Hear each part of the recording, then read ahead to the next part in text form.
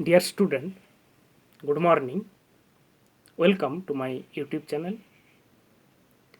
আমরা প্রিভিয়াস ক্লাসে কোনো গতিশীল বস্তু কর্তৃক অতিক্রান্ত দূরত্ব অর্থাৎ যাকে আমরা ডিস্ট্যান্স বলছিলাম এবং সরণ অর্থাৎ ডিসপ্লেসমেন্ট যাকে আমরা বলেছিলাম এই বিষয়গুলি সম্পর্কে স্টাডি করেছিলাম।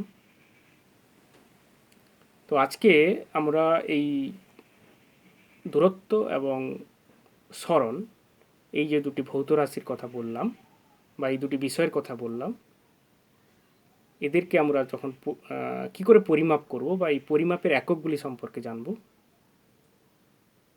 প্রথমে বলে নিই যে এই যে দুটি ভৌত রাশি বললাম, এদের এই রাশিগুলির পরিমাপের একক একই, ঠিক আছে। যেমন এই পরিমাপের এককগুলি হলো কি, যে মিটার, আমরা জানি যে মিটার একটি একক। তাহলে মিটার স্কেলের সাহায্যে আমরা সেই এগুলো পরিমাপ করতে পারি, অতিক্রান্ত পথের দৈর্ঘ্যগুলো পরিমাপ করতে পারি। আচ্ছা, এবং আরও কি একক হয় না, সেন্টিমিটার। আমরা সেন্টিমিটার স্কেল আমাদের আছে, সেগুলোর সাহায্যে আমরা পরিমাপ করতে পারি। এবং আরও একক হতে পারে ফুট, তাছাড়া আরও হতে পারে কিলোমিটার, আরও অসংখ্য বিভিন্ন একক হতে পারে, ঠিক আছে। তো এই যে আমি বললাম মিটার, সেন্টিমিটার, কিলোমিটার, ফুট আরও ইত্যাদি ইত্যাদি।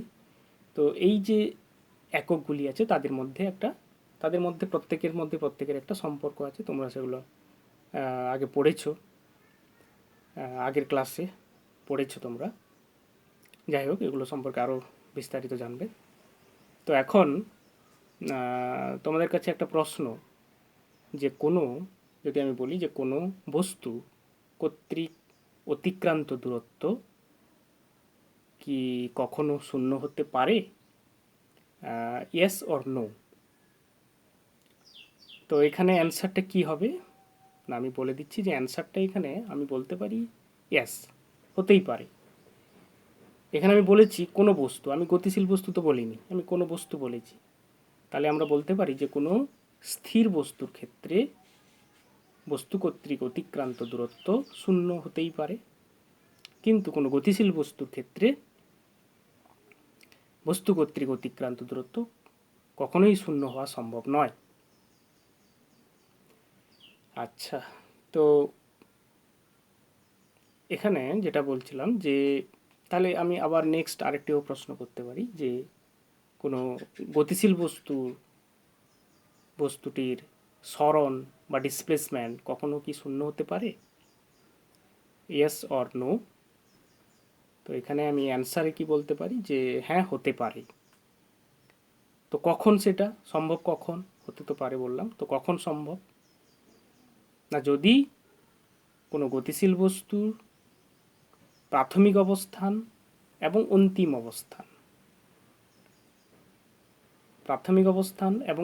অবস্থান যদি একই হয়ে যায়। প্রাথমিক অবস্থান আর অন্তিম অবস্থান আমি আগের দিন বলেছিলাম। প্রাথমিক অবস্থান মানে কি না, আমি যে জায়গাটা থেকে যাত্রা শুরু করছি, এবং অন্তিম অবস্থান বলতে যে জায়গাটায় আমি যাত্রা শেষ করলাম। এই যে দুটো বিন্দু আমি বলেছিলাম, প্রাথমিক বিন্দু আর অন্তিম বিন্দু, যে কথাটা আমি আগে বলেছিলাম, সেই দুটো বিন্দু যদি আলাদা আলাদা হয় তাহলে কী হবে, তাদের মধ্যে একটা দূরত্ব আমি স্কেল বসিয়ে মাপতে পারবো। তাহলে তাদের ক্ষেত্রে সরণটা শূন্য থাকবে না, কিছু একটা মান থাকবে। কিন্তু যদি প্রাথমিক বিন্দু আর অন্তিম বিন্দু যদি একই হয়ে যায়, অর্থাৎ একটি বিন্দু হয়ে যায়, তখন তাদের মধ্যে আর দূরত্ব খুঁজে পাওয়া যাবে না। সেই ক্ষেত্রে বস্তুটির সরণ, অর্থাৎ গতিশীল বস্তুটির সরণ শূন্য হবে। যেমন আমি এখানে একটা ছবি এঁকে তোমাদের বোঝাতে পারি যে দেখো, একটি গতিশীল বস্তু আমি ধরে নিচ্ছি, এটা একটি গতিশীল বস্তু। এই যে পেনের এখানে যে পেনের যে শীষের অগ্রভাগ, সেটা একটা এখানে এই ক্ষেত্রে গতিশীল। তো এইখান থেকে স্টার্ট করলো, এই জায়গাটায় এটা হচ্ছে তার প্রাথমিক অবস্থান। এই যে আমি যে পয়েন্টটা আমি দাগ দিচ্ছি, এটা একটা প্রাথমিক বিন্দু।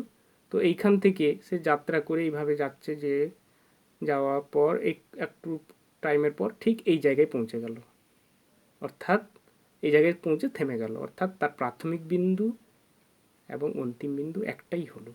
সেই ক্ষেত্রে এই গতিশীল পেনের সৃষ্টির অগ্রভাগের সরণ শূন্য হয়ে গেছে, কিন্তু অতিক্রান্ত দূরত্ব শূন্য নয়।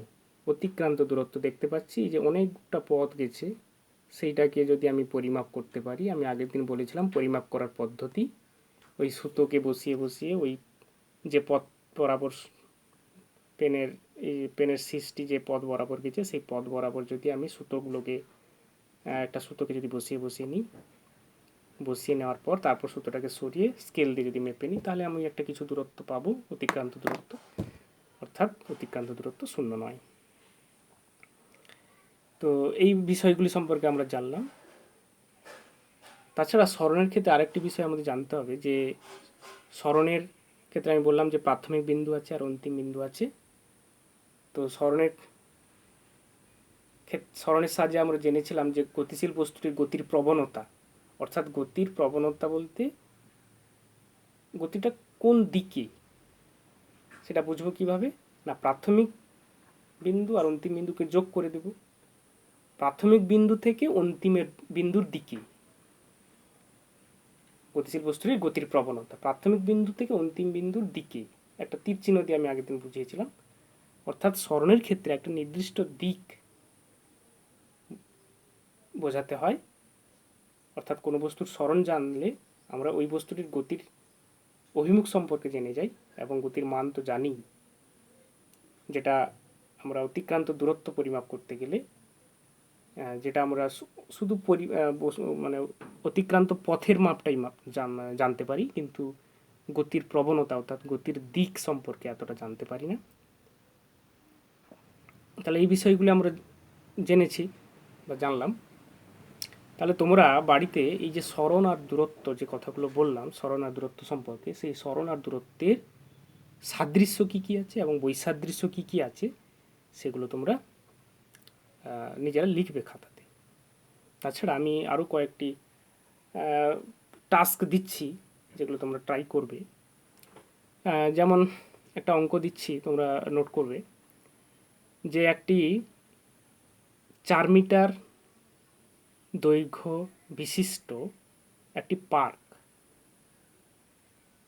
ঠিক আছে, 4 মিটার দৈর্ঘ্য বিশিষ্ট একটি পার্ক, ওই পার্কটা আমি নাম দিতে পারি ABCD নাম দিতে পারি, তোমরা খাতায় সেভাবে একে করবে, লিখবে। এই পার্কটিতে তুমি চারপাশে ঘুরছো। আমি ধরে নিচ্ছি তুমি এ বিন্দু থেকে যাত্রা শুরু করে পার্কের ধার বরাবর ঘুরে আবার এ বিন্দুতে পৌঁছালে, তাহলে তোমার কর্তৃক অতিক্রান্ত দূরত্ব এবং সরণের মান কত হবে সেটা নির্ণয় করবে। আচ্ছা, আমি যদি প্রশ্নটাকে আরেকটু চেঞ্জ করে দিই, তুমি এ বিন্দু থেকে যাত্রা শুরু করে এ থেকে বিতে গেলে, বি থেকে সি থেকে ডিতে পৌঁছালে, তারপর থেমে গেলে, এই অবস্থায় তোমার কর্তৃক অতিক্রান্ত দূরত্ব এবং সরণের মান নির্ণয় করো।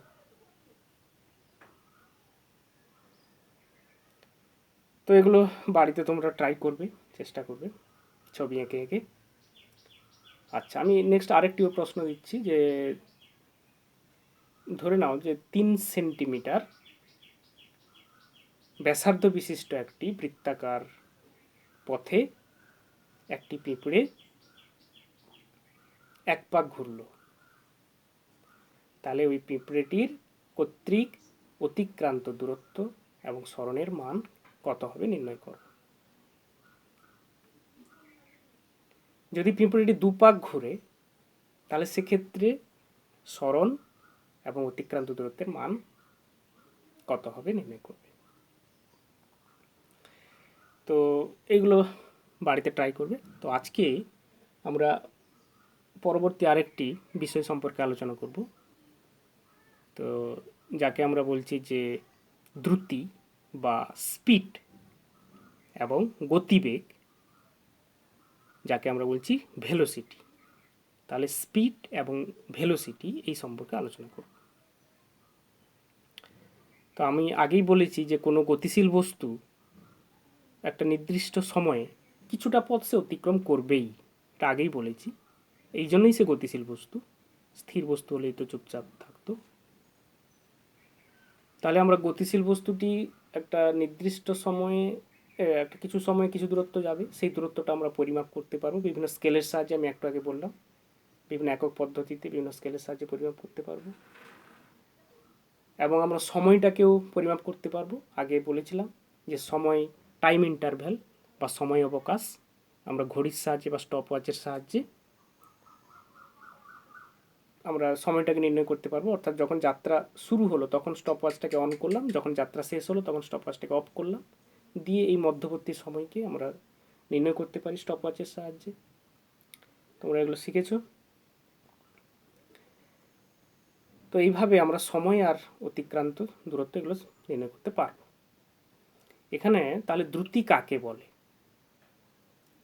দ্রুতি হলো যে একক সময়ে কোনো গতিশীল বস্তু কর্তৃক অতিক্রান্ত দূরত্বকে দ্রুতি বলে। বা আমি অ্যান্সারটাকে আরেকটু অন্যভাবে বলতে পারি যে কোনো গতিশীল বস্তুর অতিক্রান্ত দূরত্বের হারকে গতিশীল বস্তুটির দ্রুতি বলে।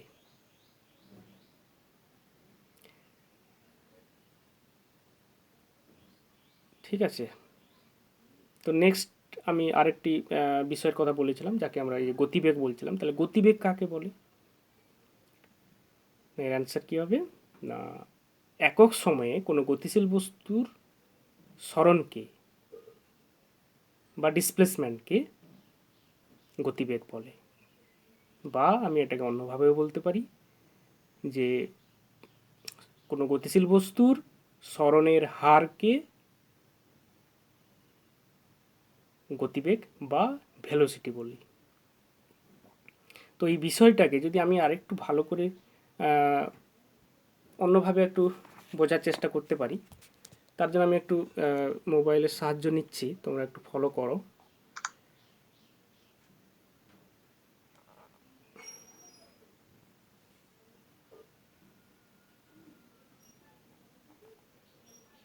আচ্ছা, প্রিভিয়াস ক্লাসে আমরা ওই একটা উদাহরণ দিয়েছিলাম যে একটা গতিশীল বস্তু বলতে একটা পিঁপড়েকে নিয়েছিলাম এবং একটি পাতার উপর দিয়ে পিঁপড়েটি যাচ্ছিল। সেই বিষয়টাকে আমি আরেকবার একটু দেখানোর চেষ্টা করছি, তোমরা একটু ভালো করে ফলো করো। তো এই যে বিষয়টা দেখো, তো এখানে আমি বলেছিলাম যে একটা পাতা নেওয়া হয়েছিল, পাতার কিনারাগুলো একটা এবড়ো খেবড়ো ছিল।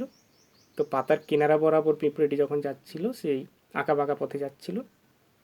তো আঁকা বাঁকা পথে যখন যাচ্ছিল তখন আমি এইখানে একটা ছবি দেখো, এই যে ছবিটা, এই যে এ থেকে যাত্রা শুরু করেছে, এ থেকে পি বিন্দু পর্যন্ত এসেছে আঁকা বাঁকা পথে। তাহলে সেই আঁকা বাঁকা পথটাকে মাপলে, পরিমাপ করলে আমরা যেটা পেতাম তাকেই আমরা বলছিলাম প্রকৃত অতিক্রান্ত পথ। কিন্তু আমি যদি এ আর পি বিন্দুকে স্কেল দিয়ে যোগ করে দিতাম তাহলে যে সরলরেখাটি পেয়েছে তাকে যদি স্কেল দিয়ে মেপে নিতাম সেটাকে বলতাম কি, সরণ বা ডিসপ্লেসমেন্ট। এই ব্যাপারগুলো আগেও জেনেছি। তো এইখানে দেখো আমি এখানে কয়েকটি স্টেপ নিয়েছি। প্রথমে ধরে নিচ্ছি যে পিঁপড়েটি এ থেকে পিতে গেছে, এই যে পি, এ থেকে পি আঁকা বাঁকা পথে গেছে, তারপর পি থেকে কিউ সে আঁকা বাঁকা পথে গেছে, তারপরে আবার কিউ থেকে আর সে আঁকা বাঁকা পথে গেছে। কিন্তু আমি এখানে সরলরেখা দিয়ে যোগ করেছি, মানে এই যে এ থেকে পি পর্যন্ত একটা সরলরেখা যোগ করেছি, আবার পি থেকে কিউ পর্যন্ত সরলরেখায় যোগ করেছি। কিন্তু পিঁপড়েটি গেছে আঁকা বাঁকা পথে, আবার কিউ থেকে আর পর্যন্ত একটা সরলরেখাতে যোগ করেছি। তো এই সরলরেখাগুলো এক একটা কী বোঝাচ্ছিল না, এক একটা ওই দুটি বিন্দুর মধ্যে যে সরণের পরিমাপটা হিসাব করছিলাম। তো এখানে দেখো আমি আরেকটি ছবির সাহায্যে বোঝাচ্ছি আরেকটি বিষয়, মানে ওই একই বিষয়টা অন্যভাবে।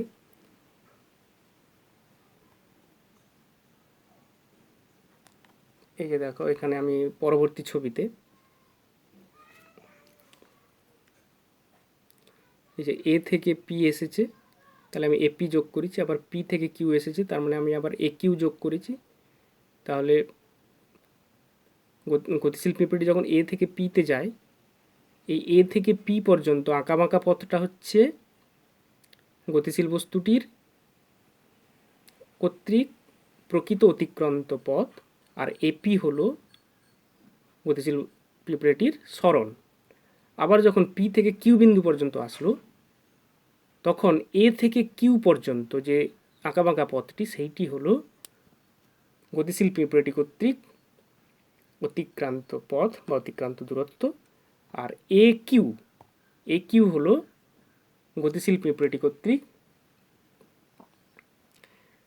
গতিশীল পিঁপড়েটির সরণ। এবার আবার কি করলো না, পিঁপড়েটি কিউ থেকে আর বিন্দু পর্যন্ত গেছে, তাহলে এখন এ থেকে আর পর্যন্ত যে আঁকাবাঁকা পথটিকে যদি আমি পরিমাপ করি, সেটি হলো কি গতিশীল পিঁপড়েটি কর্তৃক অতিক্রান্ত দূরত্ব। এবং এ আর হলো ওই পিঁপড়েটির গতিশীল পিঁপড়েটির সরণ। তো এই যে পৃথক পৃথক তিনটি আমি প্রকৃত দূরত্বের কথা বললাম, অর্থাৎ একটি বললাম কি এ থেকে পি পর্যন্ত, আর একটি বললাম এ থেকে কিউ পর্যন্ত, আর একটি বললাম এ থেকে আর পর্যন্ত। এই যে তিনটি পৃথক পৃথক আমি দূরত্ব বললাম, এই দূরত্বগুলোকে কভার করতে, অর্থাৎ পিঁপড়েটি এই দূরত্বগুলোকে কভার করতে বা দূরত্বগুলিকে যেতে সময়গুলো লেগেছে আলাদা আলাদা করে, কারণ বেশি দূরত্ব যাচ্ছে মানে বেশি সময় লাগবে, স্বাভাবিক।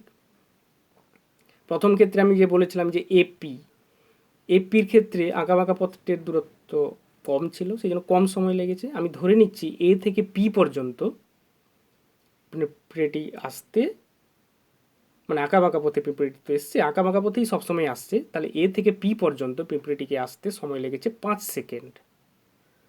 তোমরা বইতে একটু ফলো করবে, বইতে যে ছকটা দেওয়া আছে সেই ছকটা আমি বলছি। তাহলে এ থেকে পি পর্যন্ত আসতে সময় লেগেছে 5 সেকেন্ড। আমি ধরে নিচ্ছি এ থেকে পি পর্যন্ত আঁকাবাঁকা পথটিকে যদি মাপি, সেটা হচ্ছে কত, ধরে নিচ্ছি 5 সেন্টিমিটার। কিন্তু আমি যদি এপি, এই যে এপি একটি সরলরেখা আছে, দেখো এপি একটা, এই যে ভিতরে সরলরেখাটা, এই সরলরেখাটাকে যদি আমি মাপি, যাকে আমরা সরণ বলছিলাম, সেটি কিন্তু 5 সেন্টিমিটারের থেকে কম হবে। দেখেই বুঝতে পারছি আঁকাবাঁকা পথটা অনেকটা পথ জুড়ে যায়, যার জন্য বেশি হয়। কিন্তু সরলরেখাটি যোগ করে দিলে এ আর পি, অর্থাৎ প্রাথমিক বিন্দু আর অন্তিম বিন্দু যোগ করে দিলে সেটা অনেকটা কম হয়। সেই জন্য আমি ধরে নিচ্ছি যে এপি সরলরেখাটির দৈর্ঘ্য 2 সেন্টিমিটার। তোমরা একটু বইটা ফলো করবে, দিলে সুবিধা হবে। বইতে যে উদাহরণটি দেওয়া আছে আমি সেটাই বলছি, জাস্ট তোমাদের বোঝার সুবিধার জন্য। এবার নেক্সট দেখো, তাহলে এ থেকে পি পর্যন্ত পৌঁছাতে সময় লেগেছে 5 সেকেন্ড। এবার আমি ধরে নিচ্ছি যে পিঁপড়েটি পি থেকে আবার কিউ বিন্দু পর্যন্ত গেল, তাহলে এ থেকে কিউ পর্যন্ত সেই আঁকাবাঁকা পথটির দৈর্ঘ্য যদি আমি মাপি, সেটা ধরে নিচ্ছি 10 সেন্টিমিটার হচ্ছে। যেহেতু দেখেই বুঝতে পারছি অনেকটা বেশি, ধরে নিচ্ছি এটা 10 সেন্টিমিটার। এখন এ এবং কিউ বিন্দু দুটিকে যোগ করলে যে সরলরেখাটি পাবো, এ এবং কিউ, এখানে ছবিতে দেখো এ এবং কিউ, এ আর কিউ, এই যে সরলরেখাটি ভিতরে, এই সরলরেখাটিকে যদি আমি যোগ করে যদি আমি স্কেল দিয়ে মাপি, সেটা দেখব যে সেটা কিন্তু এ কিউ যে আঁকাবাঁকা পথের দৈর্ঘ্য থেকে কম হবে। আমি সেটা ধরে নিচ্ছি সেটা 3 সেন্টিমিটার। ঠিক আছে, এবং পিঁপড়েটি এ থেকে কিউ বিন্দু পর্যন্ত যেতে সময় লেগেছে ধরে নিচ্ছি 10 সেকেন্ড। স্বাভাবিক, বেশি দূরত্ব যাচ্ছে, বেশি সময় লাগবে, ধরে নিচ্ছি 10 সেকেন্ড। সেটা জাস্ট উদাহরণ হিসাবে এটা নাম। এবারে আবার কি করলাম না, পিঁপড়েটি আবার সেই কিউ থেকে আর বিন্দু পর্যন্ত গেছে, পরপর চলে যাচ্ছে। হ্যাঁ, প্রথমে পি বিন্দু পর্যন্ত এলো, তারপরে কিউ, তারপরে আর। এখন তাহলে কিউ থেকে আর বিন্দু পর্যন্ত গেছে। তাহলে এখন এ থেকে আর পর্যন্ত যে দূরত্বটা, সেটাকে যদি আমি এই মানে অর্থাৎ আঁকাবাঁকা পথটাকে যদি আমি মেপে দেখি, অর্থাৎ এ থেকে আর পর্যন্ত, সেটা ধরে নিচ্ছি 15 সেন্টিমিটার হচ্ছে। ঠিক আছে, অর্থাৎ পিঁপড়ে কর্তৃক প্রকৃত অতিক্রান্ত পথ। কেন প্রকৃত কথাটা বলছি? কারণ ওই আঁকাবাঁকা পথেই তো পিঁপড়েটি গেছে, ওই জন্য প্রকৃত পথ বলছি। আর এই যে আমি এবার কি করলাম, এ বিন্দু আর আর বিন্দু, এ বিন্দু এবং আর বিন্দু, এই যে এ বিন্দু এবং আর বিন্দু, এই যে আর বিন্দু, দুটো বিন্দুকে স্কেল দিয়ে যোগ করে দিলাম। তাহলে যে রেখাংশটি পেলাম, অর্থাৎ এ আর রেখাংশটি পেলাম, সেটি যাকে আমরা কি বলছি, সরণ বলছি বা ডিসপ্লেসমেন্ট। তো সেই সরণ বা ডিসপ্লেসমেন্ট এর যে দৈর্ঘ্যটা কিন্তু প্রকৃত অতিক্রান্ত দূরত্বের থেকে কম, দেখেই বোঝা যাচ্ছে। তো একে আমরা কিন্তু প্রকৃত বলছি না। কারণ প্রকৃত কেন বলবো, এই পথে তো পিঁপড়ে যায়নি। আমি তো এটা একটা জাস্ট স্কেল দিয়ে যোগ করলাম, প্রাথমিক বিন্দু আর অন্তিম বিন্দুকে যোগ করলাম। এই পথে তো পিঁপড়ে যায়নি, পিঁপড়ে তো গেছে আঁকাবাঁকা পথে। সেই জন্য আঁকাবাঁকা পথকে আমরা প্রকৃত পথ বলছি, এটাকে আমরা প্রকৃত পথ বলছি না, জাস্ট সরলরেখা দিয়ে যোগ করেছি, যাকে আমরা সরণ বলছি। তো সেই ক্ষেত্রে ধরে নিচ্ছি সেই এ আর দৈর্ঘ্যটি 4 সেন্টিমিটার। তোমরা বইতে যে ছকটা আছে সেটা দেখো। এবং এ থেকে আর পর্যন্ত যেতে পিঁপড়েটির সময় লেগেছে ধরে নিচ্ছি 15 সেকেন্ড। তাহলে এই বিষয়টা সম্পর্কে আমরা জানলাম। তাহলে এখন বলো যে এ থেকে পি পর্যন্ত এখন হিসাবটি করে, ওই ছকটি থেকে আমি বলছি যে 5 সেকেন্ডে পিঁপড়েটির প্রকৃত দূরত্ব কত যায় না, 5 সেকেন্ডে পিঁপড়েটি প্রকৃত দূরত্ব যায় 5 সেন্টিমিটার। তাহলে 1 সেকেন্ডে পিঁপড়েটি প্রকৃত অতিক্রান্ত দূরত্ব কত হবে না, আমরা ঐকিক নিয়ম শিখেছি, 5 সেন্টিমিটার বাই 5 সমান 1 সেন্টিমিটার। আমরা প্রতি সেকেন্ডে কেন হিসাব করব, আমরা তো একটু আগে বললাম যে প্রতি সেকেন্ডে কোনো গতিশীল বস্তু কর্তৃক অতিক্রান্ত পথকে দ্রুতি বলে। অর্থাৎ এখানে তাহলে আমরা কি বুঝলাম, যে পিঁপড়েটির মানে পিঁপড়েটির যে দ্রুতি বা স্পিড কত হলো না, 1 সেন্টিমিটার প্রতি সেকেন্ড। অর্থাৎ প্রতি সেকেন্ডে সে যতটা পথ, প্রকৃত পথ অতিক্রম করবে, তাকেই বলা হচ্ছে তার এই গতিশীল বস্তুটির দ্রুতি বা স্পিড। আচ্ছা, তাহলে এখানে দেখো এই ক্ষেত্রে তাহলে গতিবেগ কত হবে সেটা দেখে নিই। আমরা এই একটু আগে দেখলাম যে 5 সেকেন্ডে পিঁপড়েটির সরণ কত হয়েছে না, 2 সেন্টিমিটার। প্রথম ক্ষেত্রে যেটা দেখো, এ থেকে পি পর্যন্ত 5 সেকেন্ডে পিঁপড়েটির সরণ সমান 2 সেন্টিমিটার। অর্থাৎ 1 সেকেন্ডে পিঁপড়েটির সরণ সমান কত হবে না, 2/5 সেন্টিমিটার। 2/5 সেন্টিমিটার কত সমান কত হবে, 0.4 সেমি। এই যে 0.4 সেমি প্রতি সেকেন্ড, এটাই হচ্ছে এই পিঁপড়েটির গতিবেগের পরিমাপ বা ভেলোসিটির পরিমাপ। কারণ একে গতিবেগ কেন বলছি, কারণ আমরা তো একটু আগে বললাম যে কোনো বস্তুর গতিবেগ বলতে বোঝায় যে এই গতিশীল বস্তুটির প্রতি সেকেন্ডে সরণের মান, বা যাকে আমরা বলছিলাম গতিশীল বস্তুটির সরণের হারকে গতিবেগ বলে। তাহলে বুঝতে পারলাম, তাহলে একটি গতিশীল বস্তুর দ্রুতি বা স্পিড এর মান যা হয়, আবার ওই গতিশীল বস্তুটির ভেলোসিটি বা গতিবেগের মান এক হয় না, আলাদা হতে পারে। আবার কখনো কখনো একও হতে পারে যদি গতিশীল বস্তুটি একটা নির্দিষ্ট অভিমুখে সরলরেখা বরাবর যায়, তাহলে সেক্ষেত্রে আবার দ্রুতি এবং গতিবেগের মান একই হতে পারে। তো আজকে আমরা এই পর্যন্ত জানলাম। পরবর্তী ক্লাসে আমরা আরও নতুন কিছু জানবো। ঠিক আছে, আজকে এই পর্যন্ত।